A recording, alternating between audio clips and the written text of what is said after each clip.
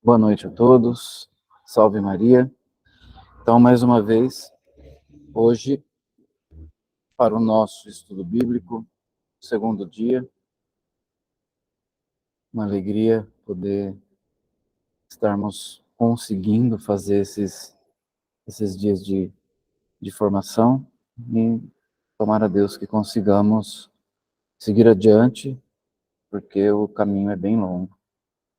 Então, hoje, nessa segunda formação, nós vamos dar continuação àqueles tópicos que tínhamos mais ou menos abordado naquela apresentação que foi feita. Hoje nós vamos passar por um retrospecto histórico que fundamenta toda a necessidade humana de passar para as próximas gerações aquilo que eles viveram.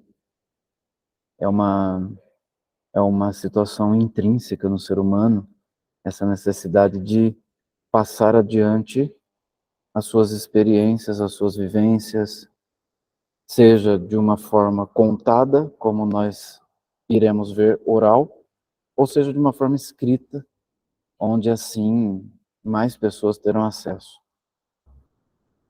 Antes de iniciar, nós vamos pedir a Deus a graça de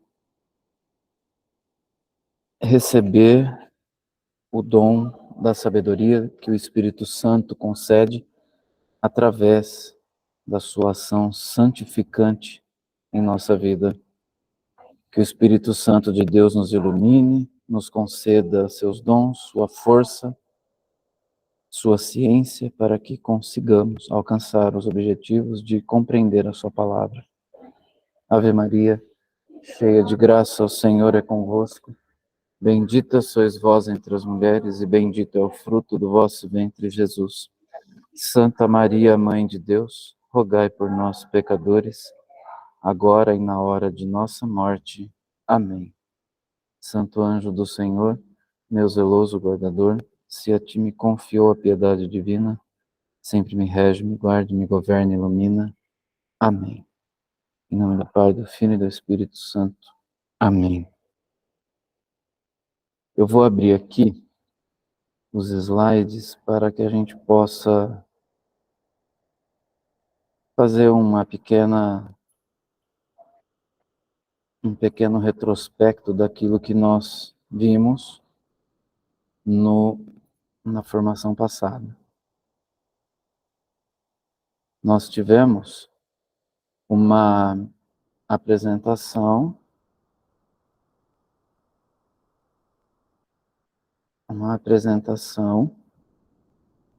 sobre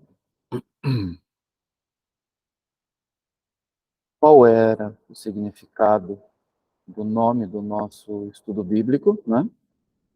Logos Theos, que significa a palavra do Deus Supremo. Também tivemos uma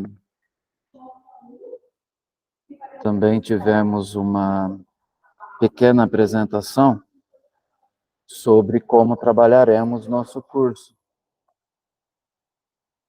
E assim, nós vimos que o ser humano, ele nasce já com saudades de Deus desde a sua concepção. E é isso que nós vamos hoje compreender um pouco melhor. Nós vimos que usaremos um pouco do Catecismo da Igreja Católica e nós vamos ver esse tópico aqui.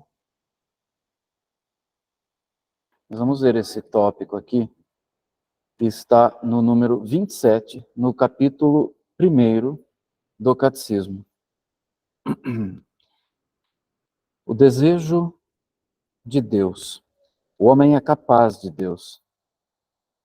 Então aqui nós vemos que o desejo de Deus e por Deus é um sentimento inscrito no coração do homem, porque o homem foi criado por Deus e para Deus.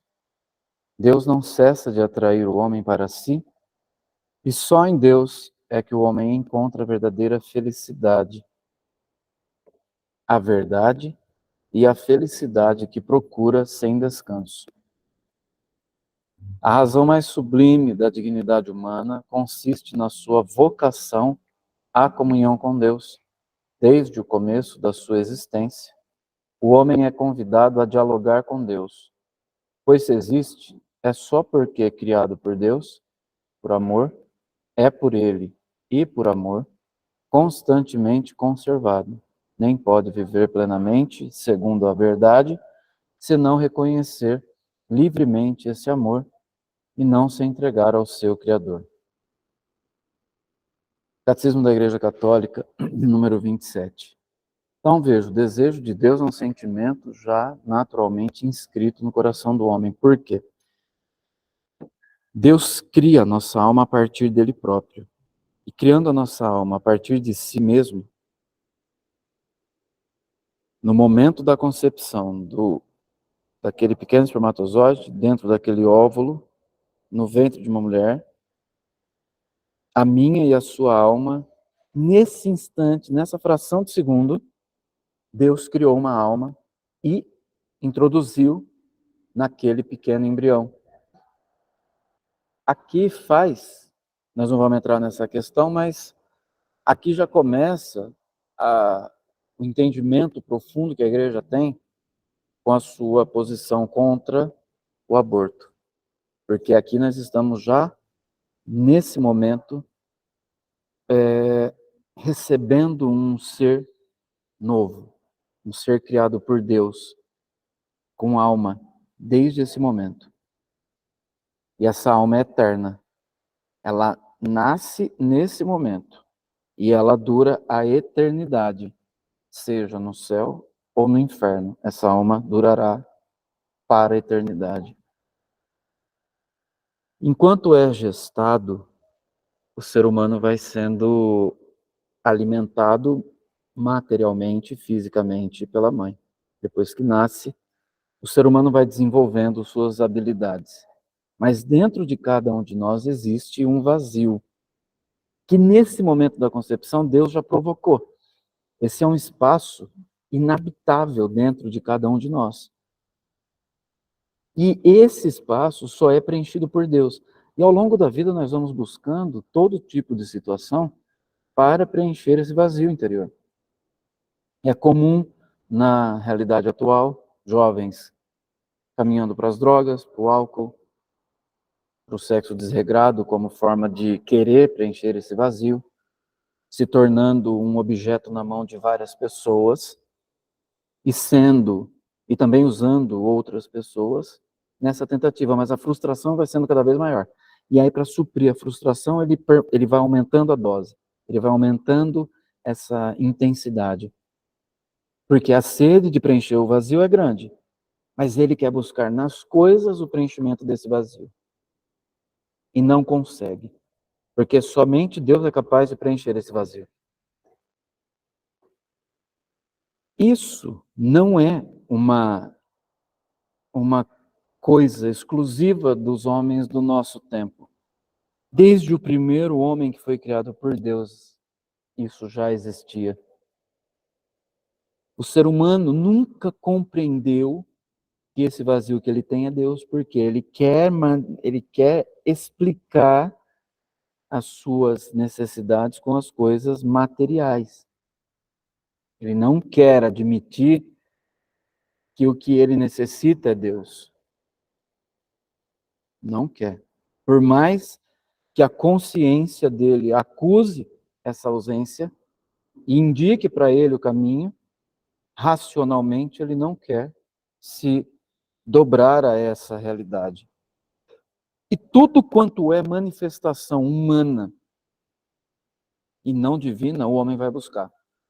Lá na antiguidade, ele compreendeu de uma forma instintiva que ele era submisso a uma força maior, que ele não era capaz de dominar. O ser humano veio ao longo de todos esses milênios, desde a sua criação, tentando compreender essa força superior que, como Platão dizia, ela tudo move, mas não é movida por nada. Seguindo aqui, olha só, o que eu estou dizendo no catecismo da igreja vai ser também embasado. De muitos modos, na sua história e até hoje, os homens, claro, humanidade, raça e espécie humana, no geral, homem, mulher, criança, idoso, enfim, exprimiram a sua busca de Deus em crenças e comportamentos religiosos, orações, sacrifícios, cultos, meditações, etc. Apesar das ambiguidades de que podem comportar, essas formas de expressão são tão universais que bem podemos chamar o homem, o ser humano, um ser religioso. O homem nasce com essa necessidade de Deus e ele é um ser religioso por quê? O que a palavra religião significa? Religar. Vem do grego. Religar o quê? A criatura ao Criador. E não o contrário. Deus não está a serviço do homem, como um garçom que tem que te servir. Não. E se não te serve bem, você reclama, você xinga, você grita, dá chilique. Deus não existe para servir o homem. É o homem que existe para servir a Deus. Essa é a ordem natural das coisas. Quando a gente confunde isso, então aí a gente quer ser servido por Deus.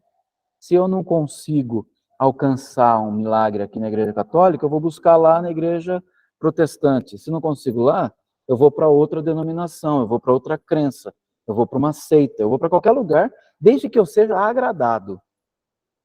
E se me agrada, está tudo bem. Se não me agrada, não serve mais para mim.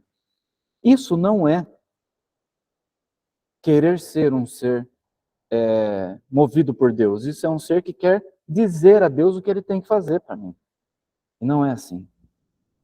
O ser humano percebeu isso de uma forma, lá no início, como eu disse, instintiva, mas parece que foi mais inteligente.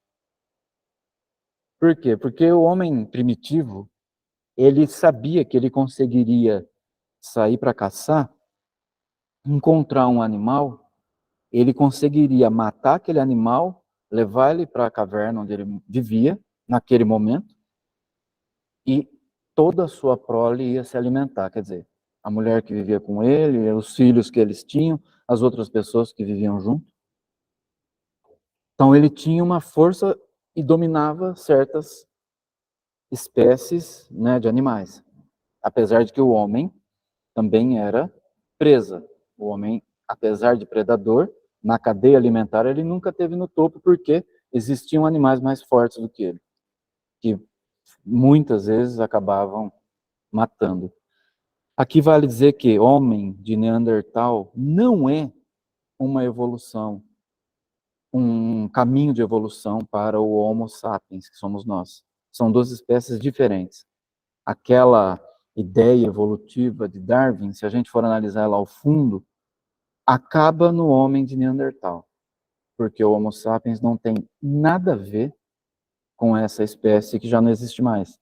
Na Bíblia, nós vemos vários momentos chamando alguns povos de gigantes que viviam nas terras distantes de Og, de Magog e tal. Golias, que Davi matou, inclusive, era um gigante. Por quê? Eram os últimos neandertais na Terra, que foram sumindo aos poucos e desaparecendo. O homem de Neandertal caçava o Homo sapiens também. O Homo sapiens primitivo era presa do homem de Neandertal. Por isso que o Homo sapiens precisava tanto de lugares de difícil acesso para se esconder. Cavernas no alto de montanhas, lugares bem assim, porque assim era mais difícil de ser pego. E nós vamos voltar lá nesse período do homem primitivo, para entender que ele sentia essa força dentro dele, essa ausência, e ele percebia na natureza certas forças que aí ele não era capaz de dominar. No animal que ele matava para comer, ele era capaz de dominar. Mas haviam fenômenos naturais que ele não era capaz de dominar, como, por exemplo, um raio, um trovão, um terremoto, um vulcão que entrava em erupção, um vendaval muito forte, uma tempestade. Ele não era capaz de dominar isso. E a esses fenômenos o homem se curvava por quê? O Homo sapiens sempre foi um homem racional, mesmo primitivo. Se ele entendia que ele não dominaria aquilo, então ele não iria afrontar aquilo, porque ele ia morrer. Então ele se curvava diante daquilo, daquele fenômeno, reverenciava aquele fenômeno como um ser superior, que ele nem considerava, porque ele não entendia, como um ser divino. Ele entendia como um ser mais poderoso do que ele. O termo divino e depois o termo Deus veio muito tempo depois. Então, olha que engraçado. O homem primitiva e instintivamente, desde o início da existência humana na Terra, o homem sente essa necessidade de Deus. Porém, não conhecendo Deus, ele buscou dar a essa divindade a tudo aquilo que ele não era capaz de dominar. E, portanto, era ou dominado por essa força, ou se via indefeso perante o fenômeno, que é o que eu disse que ele reverenciava. Exemplo, um trovão seguido de raio. O homem tremia, e até hoje muitos tremem de medo quando tem um trovão, pois trata-se de uma força, um fenômeno muito superior à força humana. Não somos capazes de deter. E se atingidos por isso, fatalmente morreremos. Portanto, o homem primitivo observava tais fenômenos e via a brutalidade dessas forças, matando animais, partindo árvores imensas ao meio. E a tudo isso, nossos antepassados iam nas denominando como um ser superior. Se curvavam diante disso, dando a tais eventos como uma manifestação desse ser superior, ou simplesmente diziam que o trovão era um deus. Vemos isso bem explícito na mitologia grega e entre outras mitologias também, nórdica, romana, onde Zeus é o deus trovão. Então, a criatura humana, como já vimos, nasce com essa necessidade de Deus.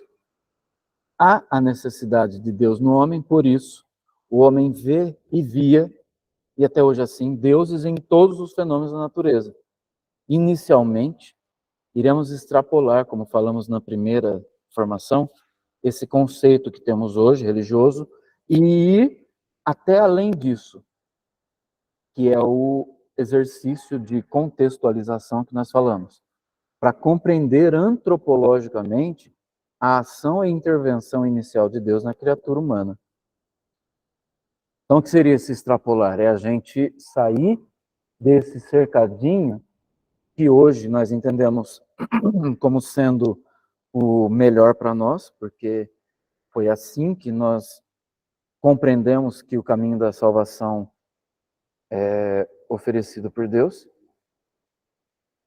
Mas nós vamos entender como se fôssemos seres que não tivessem conhecimento nenhum de Deus. Como se tudo tivesse acontecendo. E é essa a forma que devemos agir. Hoje nós temos tudo feito e pronto, mas 5, 10 mil anos atrás não era assim. O homem estava vivendo tudo isso pela primeira vez. E como ele ia dar nome para as coisas? Como é que ele ia explicar aquilo? Como que ele ia interpretar a situação?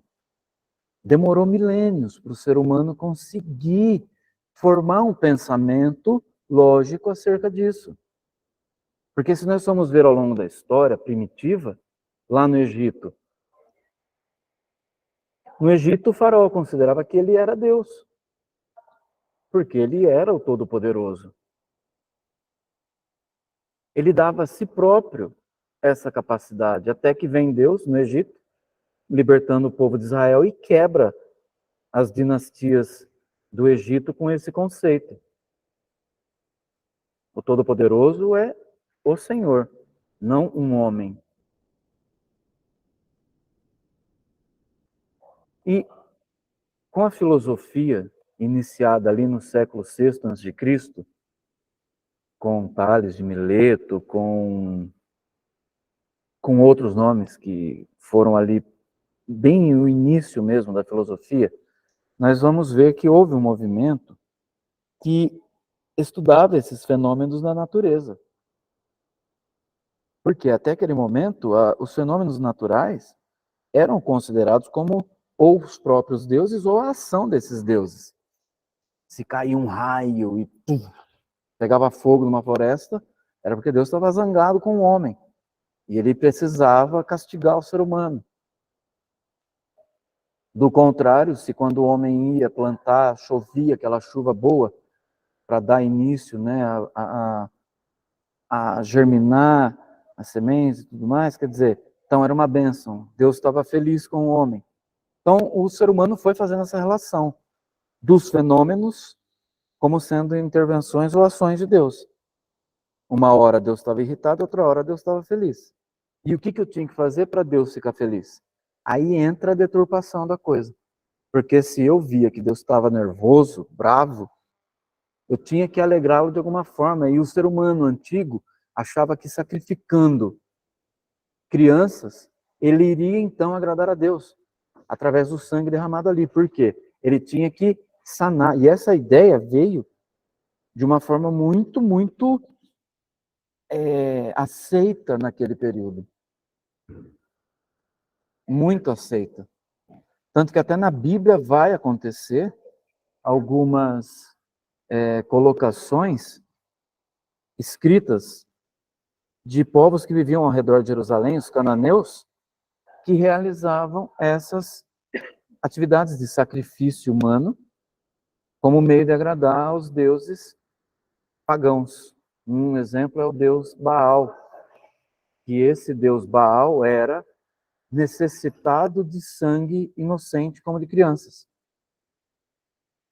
Então ali, numa região bem em volta de Jerusalém antiga, havia um local próprio para isso. E na Bíblia nós conhecemos como Vale do Hermon. E ali era o lugar de morte.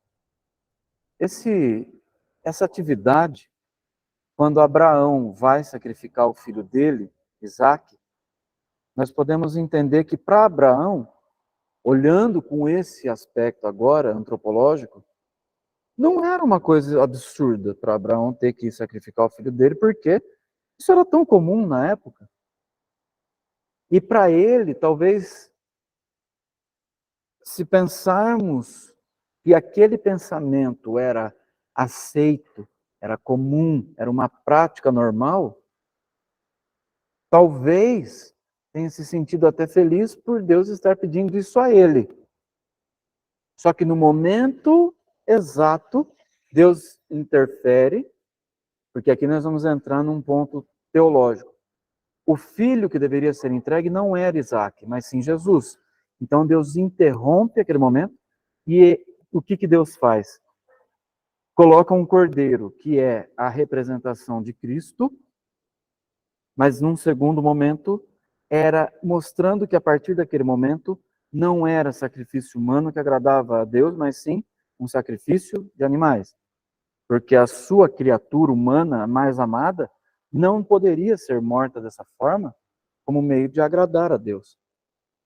Então o que Deus pede em Abraão é essa mudança. E com Moisés, isso vai ser estabelecido como norma, como lei para Israel. Por isso que Israel se torna um povo fora completamente do contexto que se vivia na época. Porque eles não praticavam as mesmas coisas que todo o resto do mundo praticava. Aqui, depois nós vamos entrar lá em Gênesis e Êxodo, mas aqui vocês já começam a perceber que a ação humana naquele tempo já colocava os hebreus como um povo estranho. Por que eles não fazem a mesma coisa que nós? Por que que eles têm que sacrificar animais? Por que que eles adoram um Deus apenas? Por que que eles não têm o Deus Júpiter, o Deus Saturno, o Deus Zeus, o Deus Eros, o Deus Osíris, o Deus, enfim? Por que que eles não adoram todos os outros deuses e nós adoramos? Então começa a existir, naquele momento, uma ruptura de costumes. Vamos então entrar dentro desse contexto para entendermos bem. Aqui nós vemos essa figura do homem primitivo. Claro que aqui já está bem avançado, porque nós vemos ele aqui acendendo o fogo, né? Mas antes da idade do fogo, antes da idade do metal, do bronze, enfim, o ser humano buscava meios de sobrevivência. E o ser humano sempre teve o Homo sapiens, sempre teve essa noção de coexistência com a natureza. Então, o homem buscava na natureza os seus recursos. Diferente de Homo neanderthals, que eles faziam as coisas, mas não, vamos dizer, não davam continuidade àquilo. Essa ferramenta que o homem está usando aqui, ele não ia quebrar essa ferramenta depois que ele acendesse o fogo, e nem jogar na fogueira para queimar. Ele ia guardar porque ele sabia que um dia ou dois depois ele ia ter que usar de novo. Então essa noção, que hoje para nós é tão óbvio, naquele tempo não era assim. Naquele tempo, o ser humano não tinha isso como lógico. Ele estava aprendendo a viver isso. Então esse homem que está aqui representa o primeiro, vamos dizer, ou os primeiros, né, primitivos que deram início a todo esse nosso contexto que estamos falando. Aqui nós vemos nesse slide nós vemos alguns aspectos interessantes daquele período. O primeiro que eu chamo a atenção é aqui as pessoas que viviam já como uma espécie de comunidade aqui. Os homens daquele tempo, ao invés de viverem cada um por si, foram se agrupando, porque sabiam que assim tinham mais força para várias realidades, seja para conseguir alimento, seja para conseguir a própria sobrevivência. Ali na ponta daquela caverna, nós vemos o homem pronto, atacando ali um tigre dente de sabre. Então, quer dizer, o primeiro aspecto é a defesa.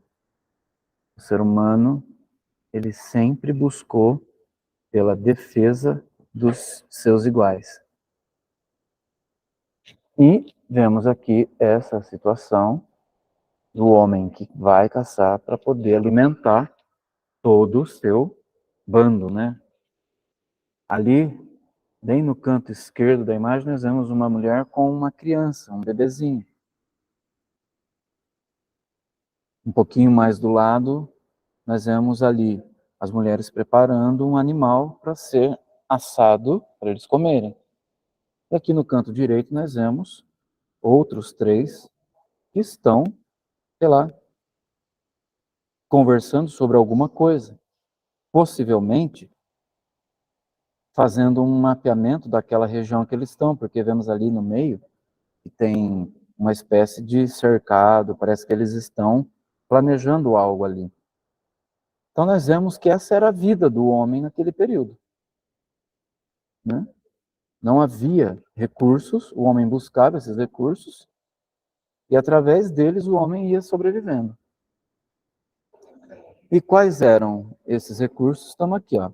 Nós vemos aqui espécies de caça, que tanto eram, os homens eram caçados por eles, como os homens também caçavam, né? Como o mamute, o tigre, os utensílios que o homem usava, né? A lança, foice não, foice, machado, né? Faca. O homem tinha-se, e ele fazia através das pedras e também de ossos, os utensílios que ele usava, como ali nós vemos um jarrinho, né? O anzol.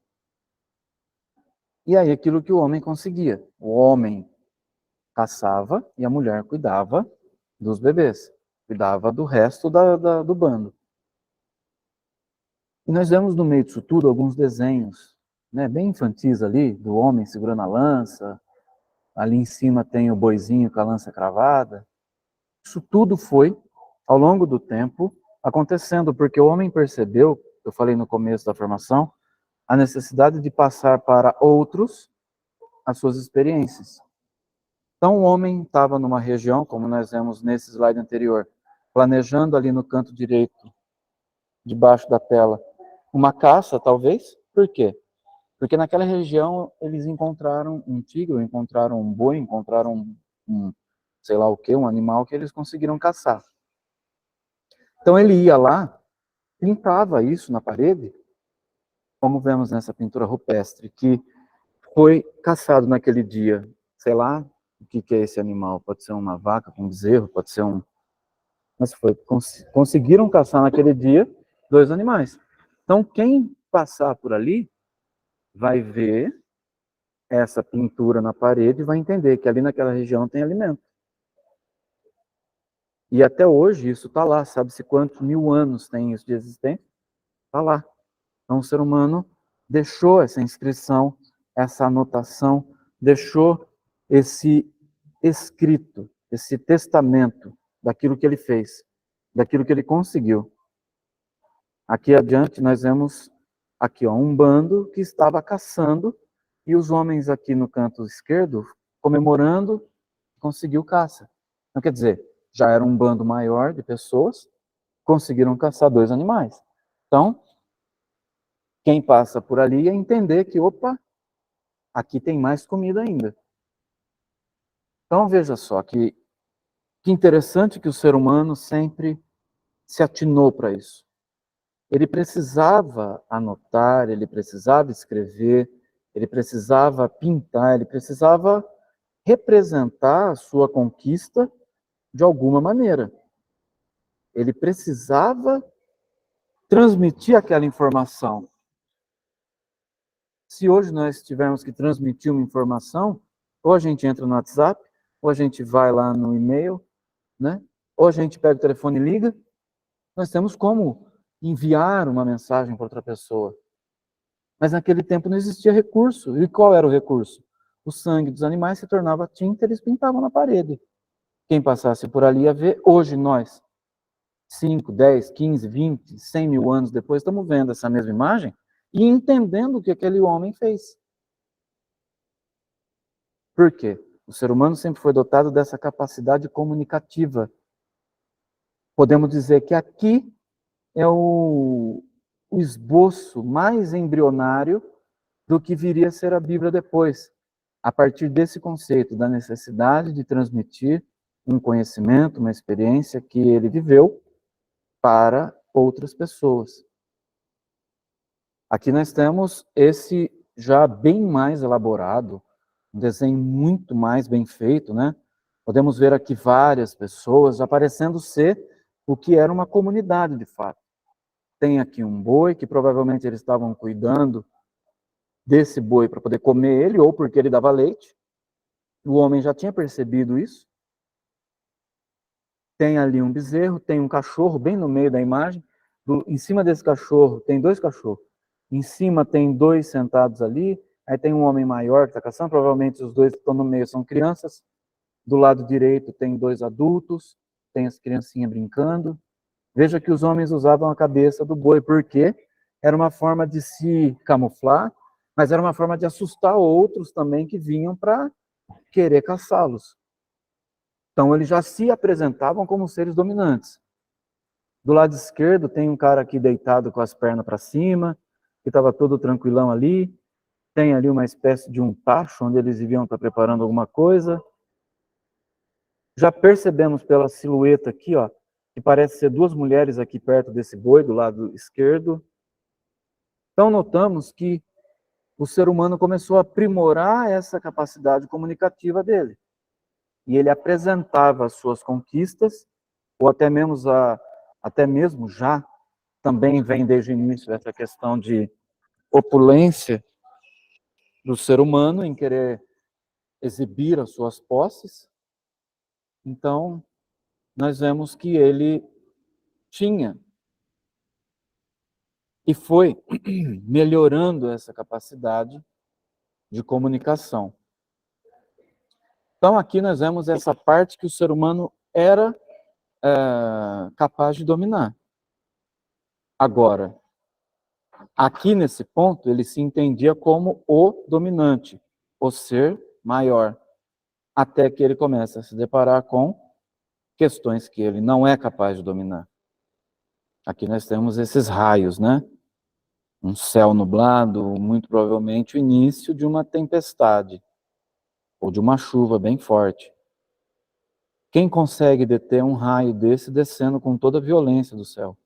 Hoje sabemos que tem 8.000 volts um raio desse. Quem sobrevive a isso, né? O ser humano olhava para isso e se ajoelhava no chão e reverenciava. O que ele vai fazer? Não é possível dominar uma força dessa. Não é possível nem saber, não é? O momento exato que isso vai cair do céu. Outra força. Aqui temos um furacão, um tornado, um princípio dos dois, que é uma força que também é impossível de se dominar. E isso não é um fenômeno atual, isso existe desde sempre, né? Sabendo como que a Terra foi sendo formada, a atmosfera da Terra, com essas posições de calor, de frio, de água, umidade, não sei o quê, esses fenômenos sempre existiram. Aqui é o início de uma erupção vulcânica. Imagine o estrondo disso, que é ouvido e sentido, porque é um tremor de terra parecido com um terremoto. E quilômetros longe desse epicentro é possível sentir. E quando você olha, o que você vê é um vulcão cuspindo fumaça para cima. E pedra voando para todo lado, como vemos aqui, ó, e lava que desce. Olha aqui, chuva ácida. Quem é capaz de dominar isso? Então, diante desses fenômenos tão violentos da natureza, o ser humano vai se curvando e dando a isso atribuições divinas. Porque ele não tinha a ideia desse conceito de divino, de Deus. Só que é interessante notar que isso foi uma, talvez, forma de comunicação de Deus para com o homem, para colocar as coisas no seu lugar, porque à medida que o homem vai se achando todo-poderoso, ele treme de medo diante de uma situação assim. Então é uma maneira de Deus também se comunicar e dizer para o homem: filhinho, fica na sua. Não queira ser mais do que você é. Eu sou superior a você. E o homem vai compreendendo isso. Porque Deus foi, ao longo da história, se comunicando com o homem. E aqui chegamos nesse impasse. Que impasse? O homem que sente a necessidade e a falta de Deus, mas o percebe nas ações que o cercam e o busca. E de Deus que está próximo, porém oculto, que vai, e essa é a palavra-chave, se revelando aos poucos e agindo na vida e na história humana, pois o Criador nunca abandonou a criatura. Então aqui nós vemos essa necessidade comunicativa do homem e a ação de Deus que vai se revelando. E esse é o encerramento dessa formação de hoje, porque a partir da próxima formação nós iremos entender a revelação divina. E olha que bacana. A Bíblia inteira é a revelação de Deus. Vou voltar aqui para a nossa transmissão solamente. E aqui eu vou parar a apresentação para a gente poder finalizar esse momento. Então, nós podemos entender, a partir desses momentos em que nós hoje analisamos, que quando o ser humano concebe a ideia de passar para frente os seus conhecimentos e experiências, há aqui a chave de entendimento do porquê temos a Bíblia.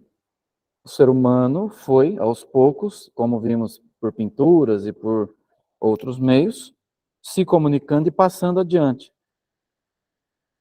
E a Bíblia nada mais é do que também isso.